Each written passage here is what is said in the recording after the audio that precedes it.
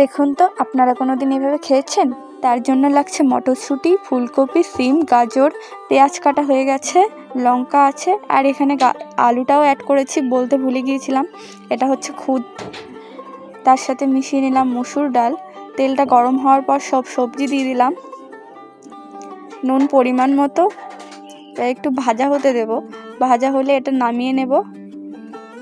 তেলে আবার একটুখানি কালো জিরে দিয়ে লঙ্কাটা দিয়ে দিব, তারপর খুদগুলো দিয়ে দিব, খুদ আর ডালটা যেটা ছিল। তারপর আবার লবণ দিয়ে দিলাম। এবার কাটা পেঁয়াজগুলো দিয়ে দিলাম। একটু ভাজা হলে জল দিয়ে তারপরে এটাকে পোলাও পাতা বলে, তারপর দিয়ে সব ভাজা সবজিগুলো দিয়ে দিলাম। একটু নেড়ে ঢাকনা দিয়ে দিব যাতে সেদ্ধ হয়ে যায় চাল ডাল।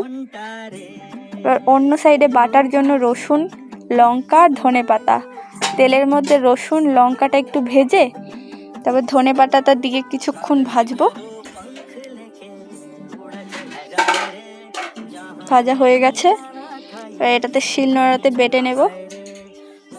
আমার মা বেটে দিচ্ছে, বাটা হয়ে গেছে কমপ্লিট। এবার ভাতটা দেখা যাক। এই হয়ে গেছে। তোমাদের কেমন লাগলো তোমরা জানিও। Thank you.